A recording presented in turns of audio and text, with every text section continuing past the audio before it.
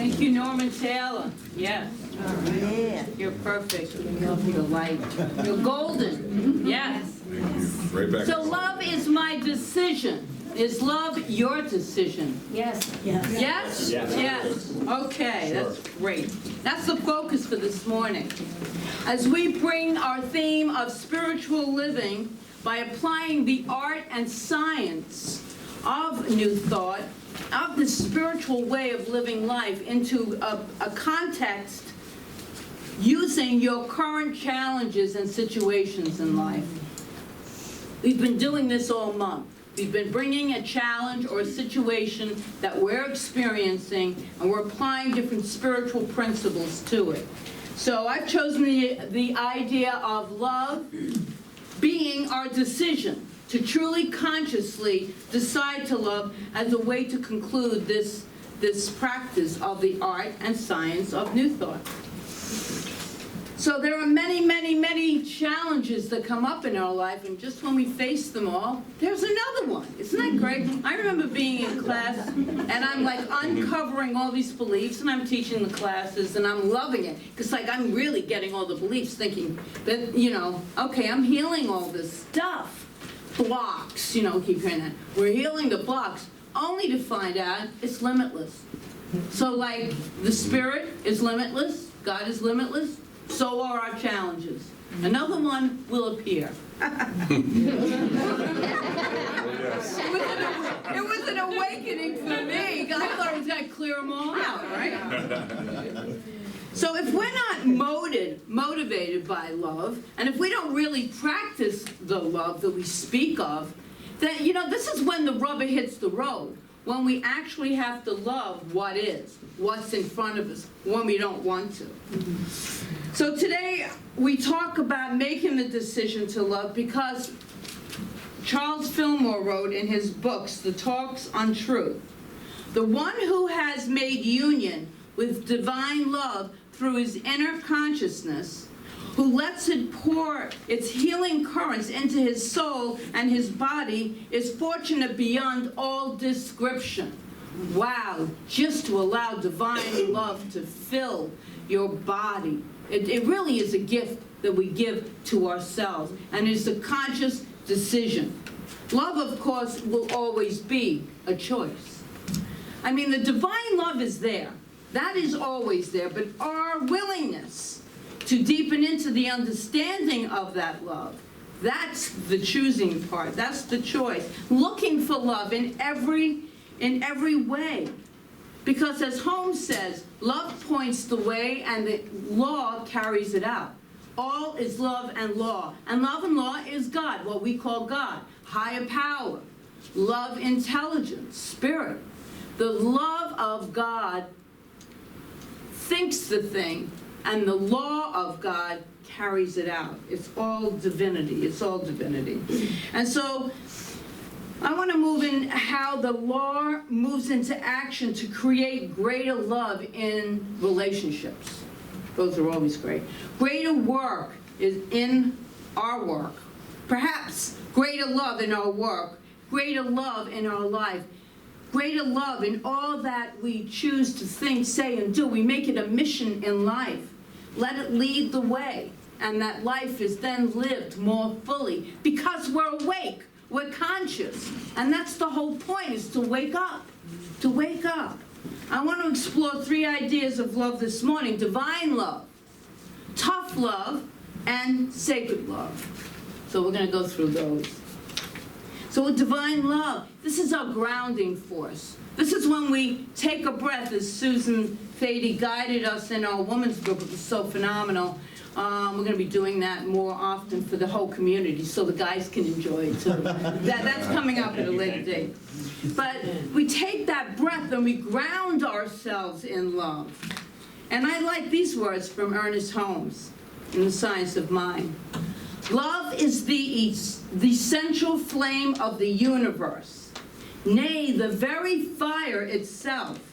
It is written that God is love and that we are expressed like his expressed likeness, the image of the eternal being.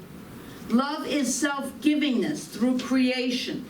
the impartation of the divine through the human. And despite what we might have learned in our earlier religious traditions and backgrounds, we're talking about a complete unconditional love. 100% love. There are no conditions. There's nothing we have to do. There's no way we need to behave. There is nothing we have to say. We are loved by this power unconditionally all of the time. And this is so powerful to really deepen into. It really is. This is the God of our understanding, this divine energy. It loves us unconditionally. Maybe nobody told us that growing up. Maybe we had to be a certain way to please God. It doesn't even make sense, first of all, to me, personally. Because if it's a loving God and it's unconditional, there's nothing we need to. Nothing. God loves all of His creations. So we don't have to earn God's love. It is given freely, and it simply washes over us, through us, and in us. And I want to give you an opportunity to feel the love of God in an illustration that I have. It's a story about a human experience. But it gets pretty darn close to the feeling of the great love that is beyond description, the love of God. And it goes like this. His name is John. He had wild hair, wears a t-shirt with holes in it, dirty jeans, and no shoes. This was literally his wardrobe for his entire 4 years of college. He's a brilliant student and more than a little eccentric. Sounds like Steve Jobs to me, but it's not. It's another person. Across the street from the campus is a very conservative church. Its congregants are a little older, well-dressed, and moneyed, much like us. They might even be judged. This isn't like us. They might even be judged to be on the stuffy side. We're not on that side. So one day, John decided to go to church. As usual, he is running late, and he walks in with his no shoes on, dirty jeans, and his holy t-shirt, and wild hair. The service had already begun. Not being shy, and feeling pretty comfortable wherever he went, he just simply started down the aisle, and the church was completely packed. There wasn't any seats. And by now, people are beginning to shift in their seats and looking a bit uncomfortable. But no one says anything. John gets closer and closer to the pulpit. And when he realizes there are no seats, he simply sits down on the carpet. By now, the people are actually very uptight. And the tension in the air is thick. And so about this time, the minister realizes that from the way back, an older deacon is slowly making his way down the aisle toward John.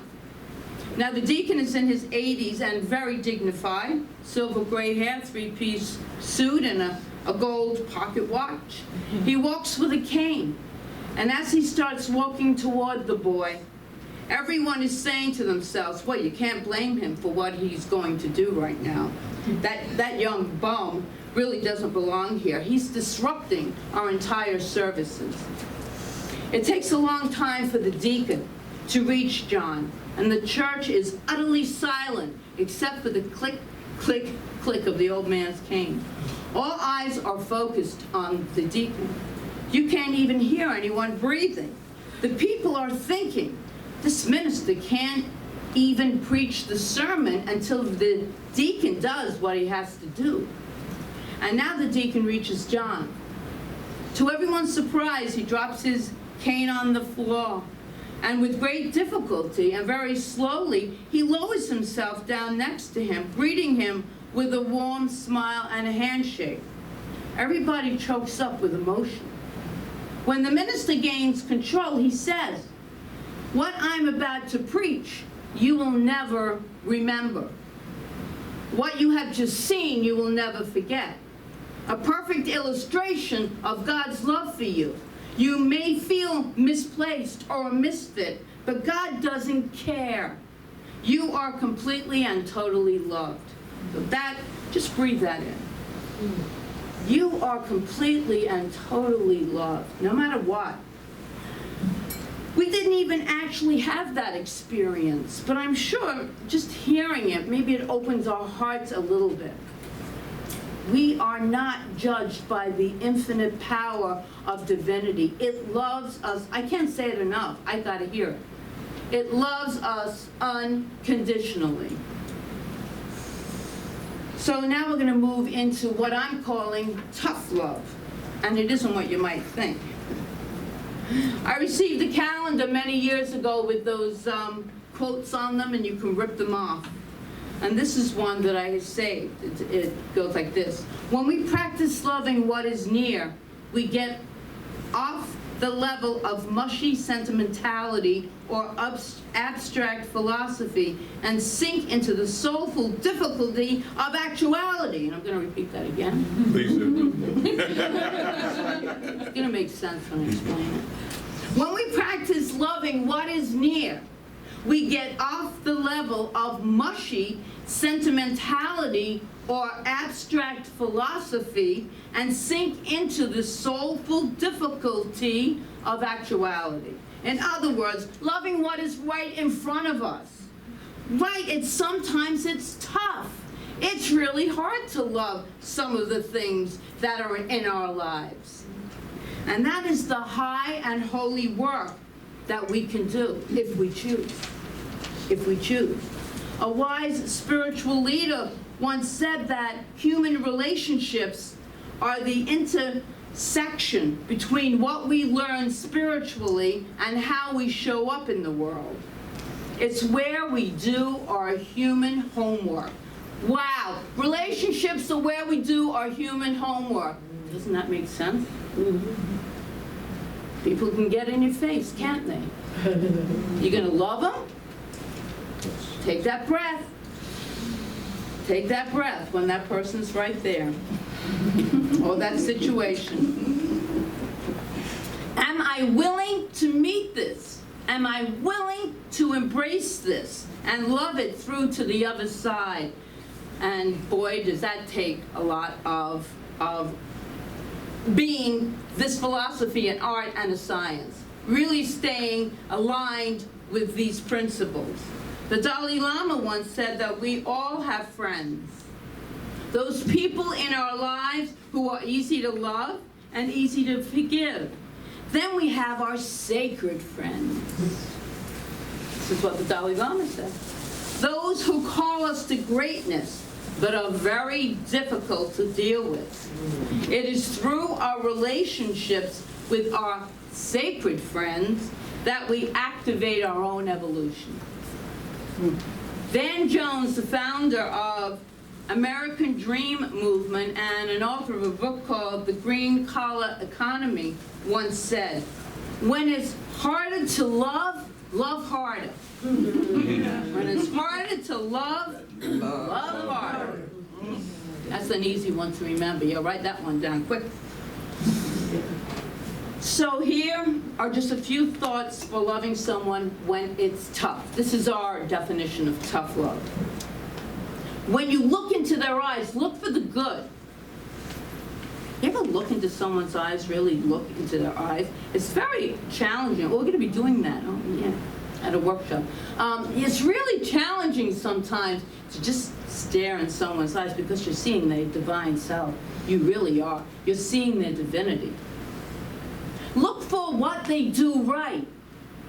There's got to be something they do. If you have someone or a challenge in your mind or an institution, there's got to be something that they do that's right.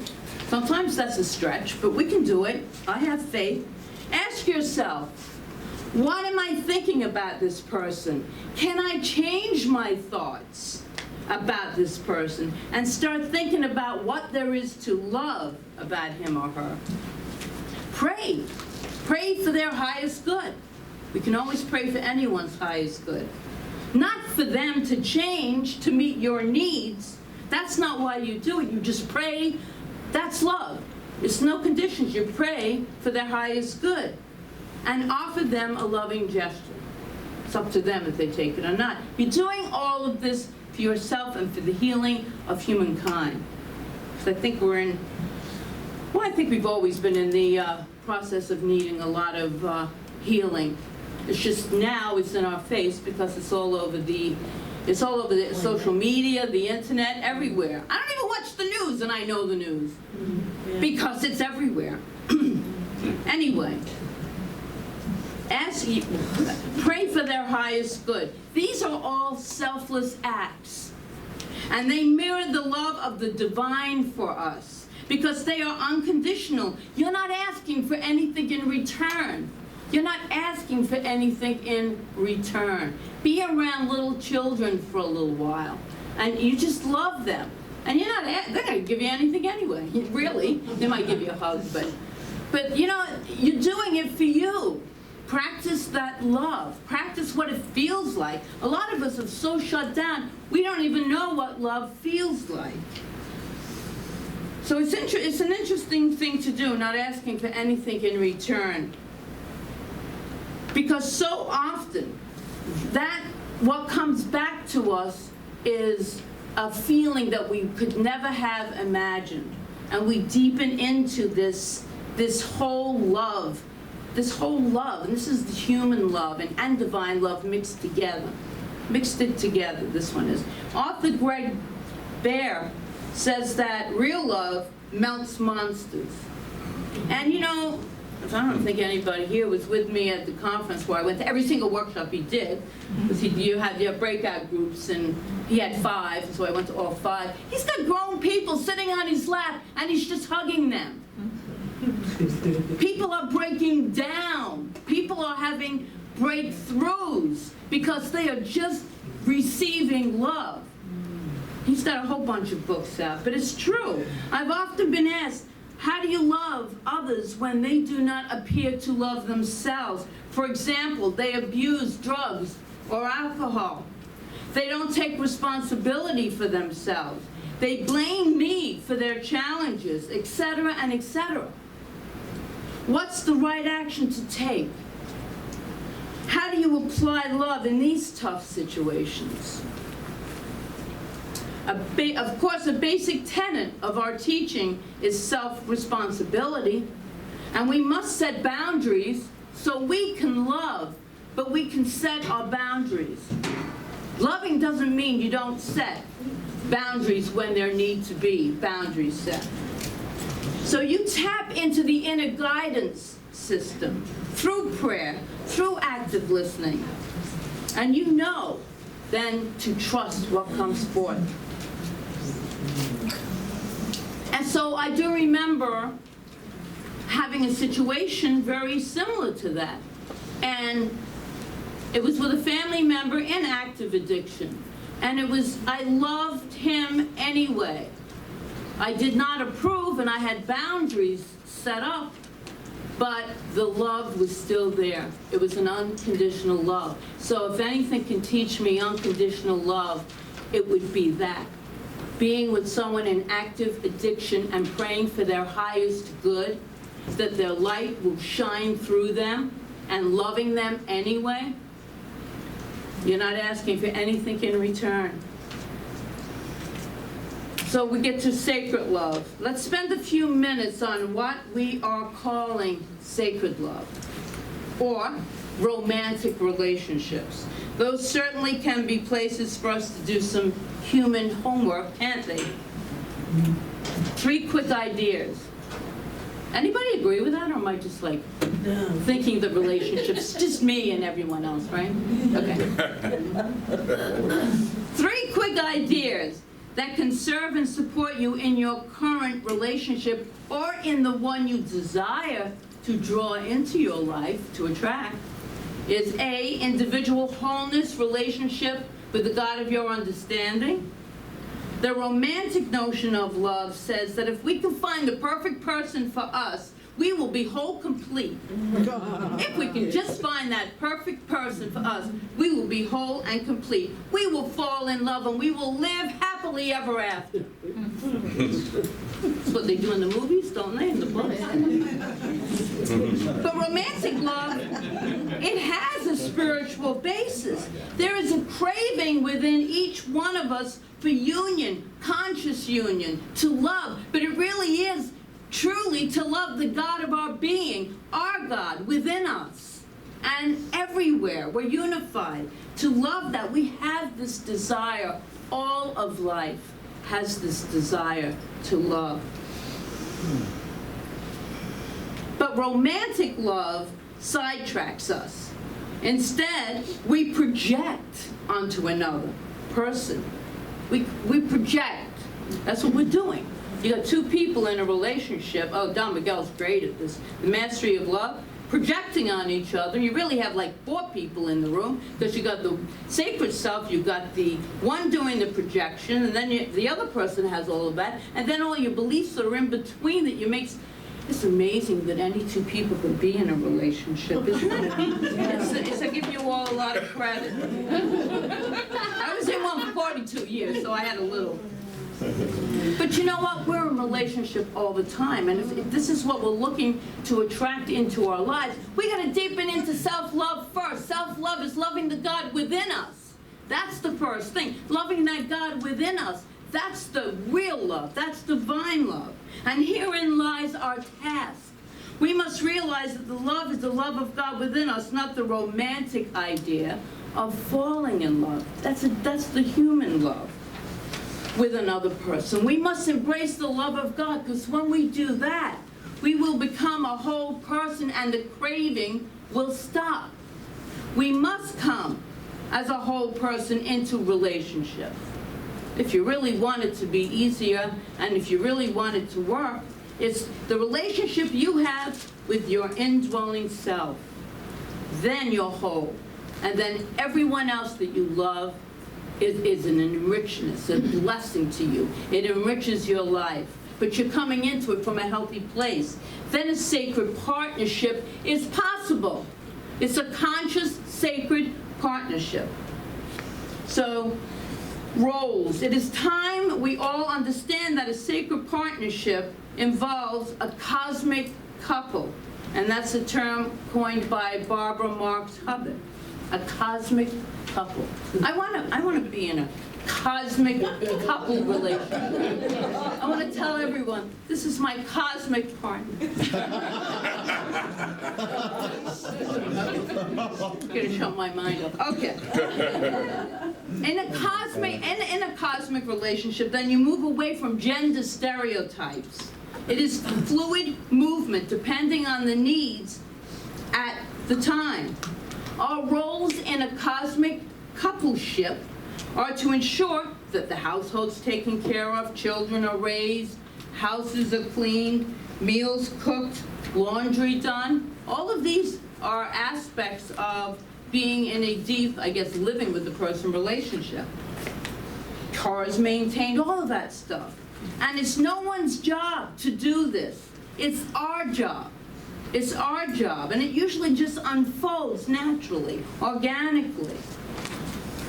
We must sort out who is the best person at any given time. It's an ebb and flow. It's an ebb and flow. Sometimes you do the laundry, sometimes your partner does the laundry. It's an ebb and flow. Sometimes you cook, sometimes your partner cooks.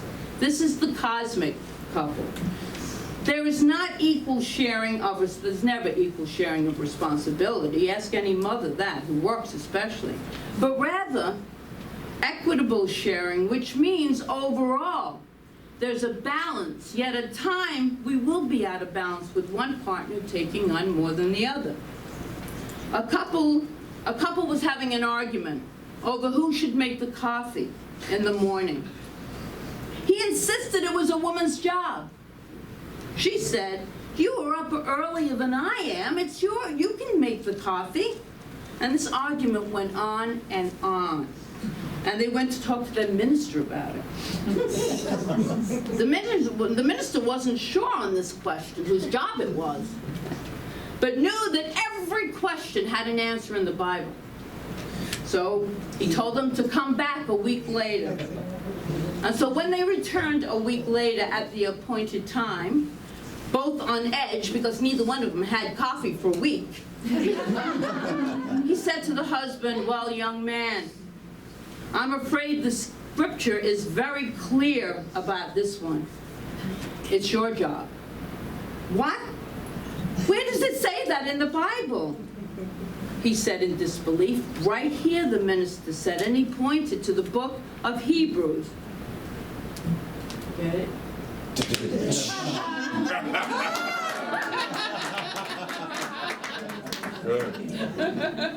Yeah, right. And so, every answer, if you look for it, is in the Bible. It's all about interpretation, isn't it? It's metaphysical interpretation. That's pretty clear. And then we move into appreciation. Appreciation in a relationship is a very, very, very powerful way to tangibly show your love. Appreciation prevents you from taking your partner for granted when you're really appreciating. And so I have a short example of appreciation. It was a busy morning at the clinic, and approximately at 8:30 a.m., an elderly gentleman arrived to have stitches removed from his thumb. He stated that he was in a hurry because he had an appointment at 9 a.m. So I took his vital signs and had him take a seat, knowing that it would be over an hour before the doctor would ever get to him. I saw him looking at his watch and decided, since I was not really busy with another patient at the moment, I would evaluate his wound. On exam, it was well healed. It was progressing nicely. So I talked to one of the doctors and got the needed supplies and removed his sutures and redressed his wound. While taking care of his wound, we began to talk. I asked him if he had another doctor's appointment this morning, as he was in such a hurry. The gentleman told me no, that he needed to go to the nursing home to eat breakfast with his wife. I then inquired as to her health. He told me that she had been there for quite a while and had Alzheimer's disease. As we talked and I finished dressing his wound, I asked if she would be worried that he was showing up late. And he replied that she no longer knew who he was and that she had not recognized him in 5 years. I was very surprised, so I asked him, "And you still go every morning, even though she doesn't know who you are?" He smiled as he patted my hand and he said, "She doesn't know who I am, but I know who she is." Wow. I had to hold back the tears, she continues, as he left and had goosebumps on my arms as I thought, that is the kind of love I want in my life. True love is neither physical nor romantic. True love is an acceptance of all that is, has been, and will not be. It's unconditional. The story takes us full circle back to God's love for us and our love for one another. An acceptance of all that we are, all that we have ever been, all that we will be, and all that we will not be. Accept that part also. So, Teilhard de Chardin, the French monk, 19th century mystic, once wrote, "The day will come when after harnessing the ethers, the winds, the tides, and gravitation, we shall harness for God the energies of love. And on that day, for the second time in the history of the world, we will have discovered fire." What if we made the decision to make that day today? What if we show loving kindness to every person we come in contact with? What if we expect nothing in return but just emit love for others? People we don't even know. A teller in the bank. I've gotten the most wonderful smiles back. The Wawa, anywhere you go, just smile. Show that love, you will get it back tenfold. What if we remember that love is and always will be our own conscious decision? What if? And so it is. That's for you to ponder.